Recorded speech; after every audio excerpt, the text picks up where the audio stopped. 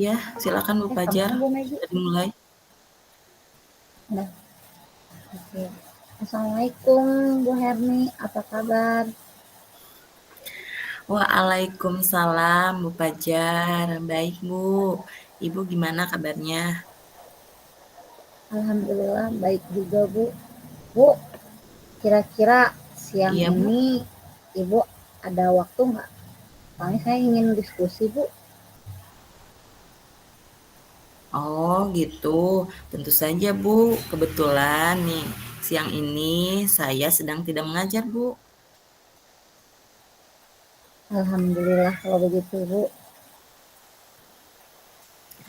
Nah, ada apa nih Bu? Seperti ada yang sedang Ibu bingungkan. Kira-kira apa masalah barangkali yang bisa saya bantu Bu? Ini Bu, sebenarnya saya tuh lagi kebingungan dalam pembelajaran di kelas. Oh gitu. Jadi, apa yang ingin Ibu dapatkan dari percakapan kita kali ini, Bu? Hmm, yang saya harapkan dengan berbagi bersama Ibu, saya mendapatkan pencerahan apa yang harus saya bertindak gitu agar semua murid jadi semangat dalam belajar di kelas. Oh, jadi Ibu ingin agar semua murid semangat ya, Bu ya, dalam belajar di kelas. Gitu ya, Bu ya? Nah, itu Bu, betul sekali. Iya. Kalau bisa nih, Ibu ceritakan masalah pembelajaran apa yang Ibu hadapi di kelas. Oke, baik Bu. Jadi gini ya Bu ya, di kelas saya tuh mendapati 5 orang anak yang mengalami kesulitan belajar. Hampir di setiap tugas selalu tertinggal, keaktifannya di kelas yang kurang. Terus bahkan ada satu anak yang selalu harus dituntun dalam menulis. Jika tidak, anak tersebut tidak mau mengikuti pembelajaran. Jadi kayak yang rewel gitu, Bu. Oh gitu ya, Bu ya. Kalau menurut Ibu, apa yang menyebabkan mereka seperti Ibu, Bu? Seperti itu, Bu. Sehingga mengalami kesulitan tersebut. Iya Bu, saya pernah melakukan beberapa kali tes kemampuan awal belajar mereka. Mhm. Ternyata masih rendah, bahkan anak-anak yang masih belum lancar baca dan menulis masih ada yang belum hafal huruf. Jadi kalau belajar apapun mereka tidak bersemangat.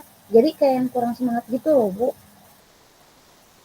Oh gitu, Bu.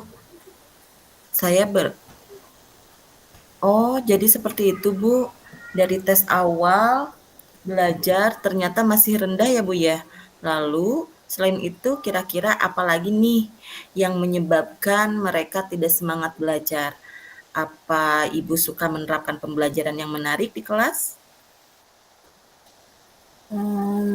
Saya beberapa kali menerapkan pembelajaran yang menarik, ternyata antusias Bu. Belajar mereka meningkat, walaupun ketika menulis dan membaca masih suka ada yang kesulitan, Bu. Oh, berarti sekarang sudah jelas ya, Bu ya, bahwa kesulitan mereka dalam belajar disebabkan karena berbagai faktor yang tadi Ibu sudah sebutkan ya, Bu ya? Iya, Bu, betul. Kesulitan belajar mereka memang dipengaruhi banyak hal. Kira-kira menurut Bu Fajar, faktor apa yang mempengaruhinya? Mungkin dari faktor intern, Bu, kayak kesadaran dalam dirinya, atau bisa juga dari ekstern, yaitu dari lingkungan luar. Kayak misalkan di lingkungan rumah yang kan mungkin teman-temannya tidak semua teman-temannya suka belajar gitu ya Bu ya. Jadi kan si teman-temannya tuh mungkin pada mengajak si anak itu bermain mungkin gitu. Soalnya sempat mendapatkan cerita dari teman-temannya kalau si anak itu sering di apa tuh Bu disamper gitu Bu Iya, untuk iya. bermain di luar, main bola seperti itu. Oh, jadi anak tersebut mungkin karena faktor intern yang pertama, terus yang kedua bisa juga karena faktor ekstern ya Bu ya, berasal dari lingkungan luar ya Bu ya. Nah, Iya, sekarang betul.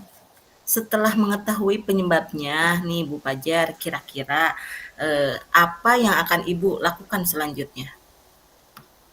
Mmm, yang akan saya lakukan setelah mengetahui ternyata kesiapan belajar mereka juga berbeda-beda, saya akan mencoba menerapkan pembelajaran berdiferensiasi sepertinya, Bu. Dan saya juga akan menerapkan metode pembelajaran yang menarik untuk anak-anak, sehingga anak-anak, dalam pembelajaran menyenangkan, Bu. Wah, ide yang bagus tuh Bu Pajar. Kira-kira nih, dari kapan Ibu akan menerapkannya di kelas Bu? Insya Allah sesegera mungkin, Bu. Saya akan merancang pembelajaran sesuai dengan minat dan kebutuhan mereka, sehingga mereka akan secepatnya mendapatkan pembelajaran apa yang mereka inginkan. Ya Bu, saya juga setuju Bu. Nah, agar rencana Ibu berhasil, kira-kira siapa saja sih yang ikut terlibat dalam rencana aksi Ibu? Tentu saja yang pertama kepala sekolah, Bu, lalu rekan guru, dan saya tidak lupa akan berkomunikasi dengan orang tua siswa tentunya, dalam membimbing dan memotivasi belajar anak di rumah.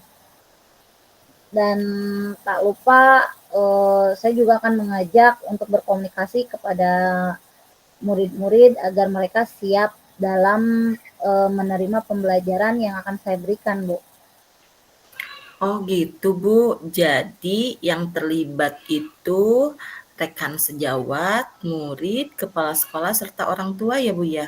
Wah, Ya, sudah lengkap betul. tuh Bu untuk keterlibatan dalam membimbing murid Ibu. Ya, Bu, karena kita mempunyai peran penting, Bu, untuk anak-anak dalam proses pembelajaran. Nah, sekarang Bu, bagaimana cara Ibu menjaga komitmen dalam menjalankan rencana aksi Ibu? Hmm, Sepertinya saya harus berusaha konsisten, Bu, dalam memberikan pembelajaran tersebut. Lalu saya akan membuat jadwal pendampingan belajar mereka di luar pembelajaran. Eh, Selain itu, saya akan membuat buku penghubung dengan orang tua agar dapat berkoordinasi dalam membimbing mereka di rumah. Jadi tidak hanya saya saja, Bu, yang berusaha, tetapi saya juga membutuhkan usaha dari orang tua untuk membimbing mereka di rumah seperti itu. Selain itu juga saya akan membuat refleksi pembelajaran dengan menyertakan umpan balik dari rekan sejawat tentang pembelajaran saya di kelas, Bu. Takutnya kan ada yang masih kurang atau eh, kesalahan saya dalam memberikan metode pembelajarannya sehingga anak-anak tidak bisa eh, apa senang gitu di kelas gitu dalam menerima pembelajaran saya, Bu. Seperti itu. Setuju sekali Bu, kita harus menjaga komitmen ya Bu ya, agar hasil sesuai dengan yang Ibu harapkan seperti itu Bu. Ya, Bu, terima kasih. Terima kasih atas Sama-sama. waktunya ya, Bu, ya. Iya, sama-sama Bu Pajar. Semoga selalu semangat dalam membimbing anak-anaknya dan saya tunggu lagi ya Bu ya untuk berdiskusi, berbincang-bincang lagi tentang perkembangan yang Ibu akan rencanakan sekarang ya Bu ya. Siap, Bu. Nanti saya akan segera menghubungi Ibu kembali jika ada sesuatu hal. Terima kasih banyak ya, Bu, ya. Assalamualaikum, Bu. Waalaikumsalam Bu Pajar, sama-sama.